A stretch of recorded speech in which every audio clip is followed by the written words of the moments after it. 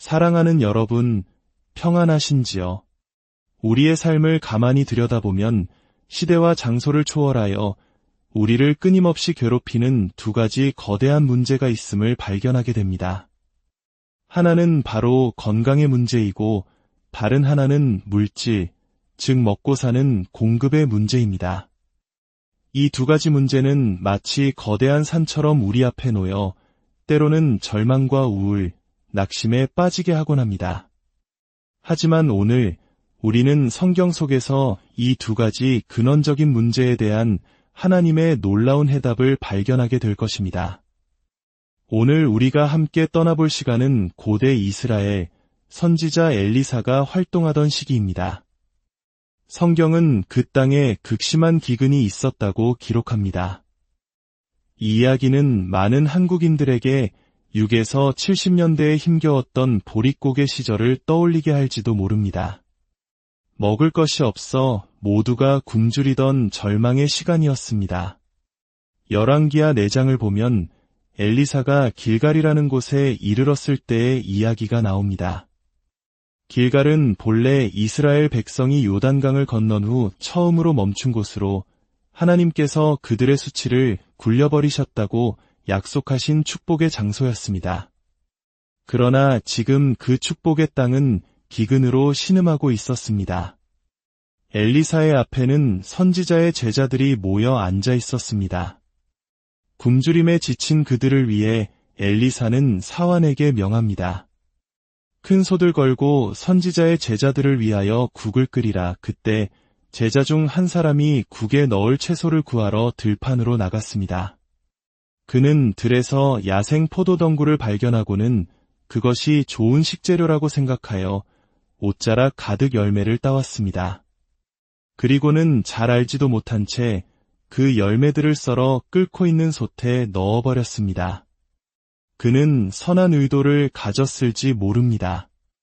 어쩌면 이미 끓고 있는 국을 더 맛있고 풍성하게 만들고 싶었을지도 모릅니다. 마침내 국이 다 끓고 모두가 그 국을 먹기 시작했습니다. 하지만 국을 맛본 제자들은 경악하며 외쳤습니다. 하나님의 사람이여, 솥에 죽음의 독이 있나이다. 그들이 좋은 음식이라 생각했던 야생 열매는 사실 치명적인 독을 품고 있었던 것입니다. 여러분, 이 솥이 무엇을 상징한다고 생각하십니까? 솥은 본래 생명을 유지하고 영양을 공급하는 곳입니다. 우리의 삶, 우리의 가정, 심지어는 하나님의 말씀을 선포해야 할 교회를 상징할 수도 있습니다. 생명이 넘쳐야 할 그곳에 예기치 않게 죽음의 독이 들어온 것입니다. 한 사람의 무지하고 섣부른 판단이 공동체 전체를 죽음의 위협으로 몰아넣었습니다. 세상의 방식은 이럴 때 어떻게 반응할까요? 보통은 독이 든 솥을 통째로 쏟아버리거나 독이 든 재료를 하나하나 건져내려고 할 것입니다. 문제를 제거하려는 것이지요. 깨끗한 물 한 잔에 독극물 한 방울이 떨어지면 우리는 그 물 전체를 버립니다. 좋은 내용이 90%인 영화라도 유해한 내용이 10% 섞여 있다면 우리는 그것을 나쁜 영화라고 부릅니다. 이것이 우리가 사는 세상의 법칙입니다. 오염은 선함을 압도하고 작은 악이 전체를 무너뜨립니다. 하지만 하나님의 방식은 전혀 달랐습니다. 엘리사는 솥을 엎으라고 말하지 않았습니다. 독을 건져내라고도 하지 않았습니다. 대신 그는 이렇게 말합니다. 그러면 가루를 가져오라. 엘리사는 밀가루, 즉 고운 가루를 가져와 솥에 던졌습니다. 그러고는 말합니다. 이제 퍼서 백성에게 주어 먹게 하라. 놀랍게도 그 말을 듣고 솥을 살펴보니 독이 모두 사라져 있었습니다. 죽음의 솥이 생명의 솥으로 변화된 것입니다. 이것이 바로 복음의 신비입니다. 하나님께서는 우리의 삶에 들어온 죄와 저주, 질병이라는 독을 제거하기 위해 무언가를 빼내는 방식을 쓰지 않으셨습니다. 대신 그것들보다 훨씬 더 위대하고 강력한 무언가를 더하는 방식을 선택하셨습니다.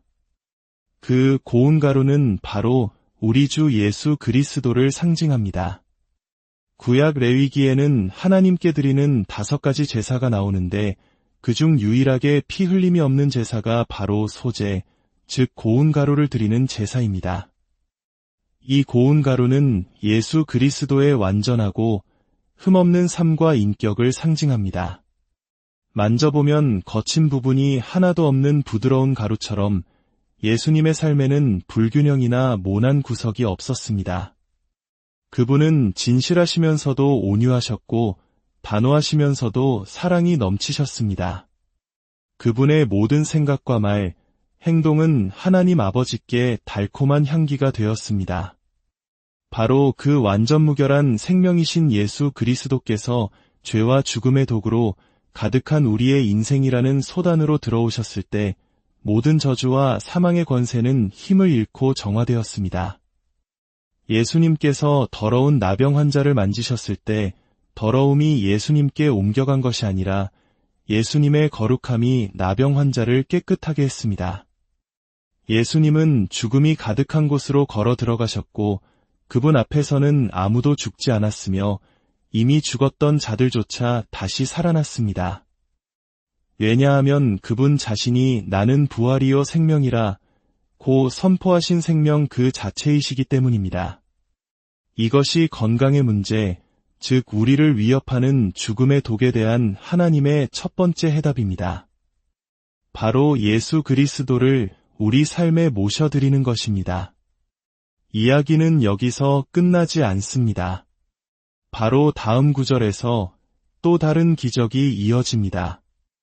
한 사람이 바알 살리사에서 와서 처음 거둔 곡식으로 만든 보리떡 20개와 채소 1자루를 하나님의 사람 엘리사에게 가져왔습니다.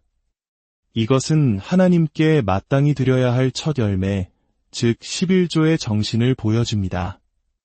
엘리사는 그것을 받아 무엇을 이것으로 100명에게 나누어 주겠나이까?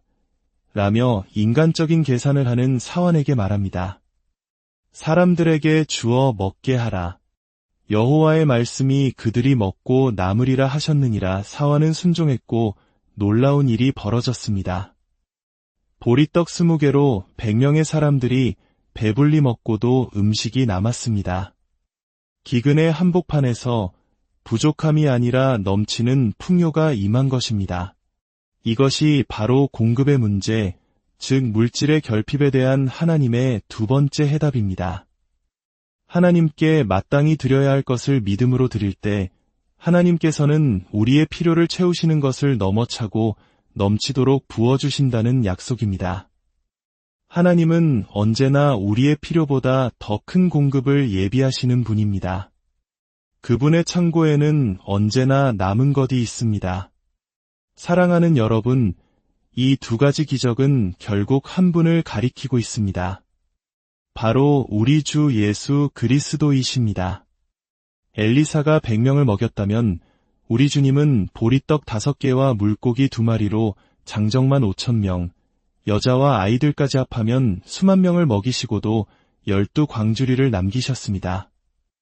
엘리사는 기적을 행하기 위해 여호와의 말씀이라며 하나님의 권위를 빌려야 했지만 예수님은 그럴 필요가 없으셨습니다. 왜냐하면 그분 자신이 바로 말씀이시며 하나님이시기 때문입니다. 오늘날 우리는 어떻게 이 고운 가루를 우리 삶에 더하고 남는 기적을 경험할 수 있을까요? 주님께서는 우리에게 성찬을 허락하셨습니다. 우리가 떡과 잔을 들 때마다 십자가에서 우리를 위해 찢기시고 피 흘리신 예수 그리스도의 완전한 생명과 희생을 기념하며 그 생명의 능력이 우리 안에 들어옴을 믿음으로 선포하는 것입니다. 또한 11조는 단순히 물질을 드리는 행위를 넘어 내 모든 소유의 주인이 하나님이심을 인정하고 그분의 무한한 공급하심을 신뢰하는 믿음의 표현입니다. 혹시 지금 삶의 솥에 들어온 예기치 않은 독 때문에 고통받고 계십니까? 건강의 문제, 관계의 아픔, 미래에 대한 불안이라는 독이 여러분을 삼키려 합니까? 혹은 기근과 같은 물질적 결핍 속에서 신음하고 계십니까? 기억하십시오. 하나님의 해결책은 문제를 없애는 것이 아니라 문제보다 더 크신 예수 그리스도를 더하는 것입니다. 여러분의 삶에 고운 가루이신 예수님을 초대하십시오. 그분의 완전한 생명이 여러분의 모든 아픔과 상처, 저주를 덮고 새롭게 하실 것입니다. 믿음으로 하나님의 것을 구별하여 드릴 때 하늘의 창고가 열리고 여러분의 삶에 넘치도록 채우시는 하나님의 기적을 경험하게 될 것입니다. 오늘 이 말씀이 여러분의 마음에 큰 위로와 힘이 되셨다면 이 은혜의 소식을 주변 사람들과 함께 나누어 주시길 바랍니다. 좋아요와 구독을 통해 이 채널을 알려주시는 여러분의 작은 섬김이 또 다른 누군가에게 하나님의 살아있는 말씀을 전하는 귀한 통로가 될 것입니다. 이 나눔의 행동 위에 하나님의 크신 축복이 함께하기를 소망합니다. 이제 주님의 이름으로 여러분과 여러분의 가정을 축복하며 기도합니다.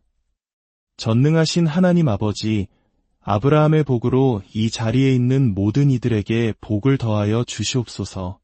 주님께서 당신의 사랑하는 자녀들을 모든 악과 위험, 사고로부터 지키시고 보호하여 주시옵소서.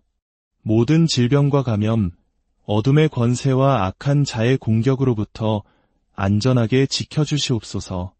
주님의 빛나는 얼굴을 당신의 자녀들에게 비추사 넘치는 은혜와 초자연적인 호의를 부어주시옵소서. 주께서 그 얼굴을 드사 여러분과 여러분의 가정의 살롬, 곧 참된 평안과 온전함, 형통함을 허락하시기를 우리 주 예수 그리스도의 이름으로 간절히 기도합니다.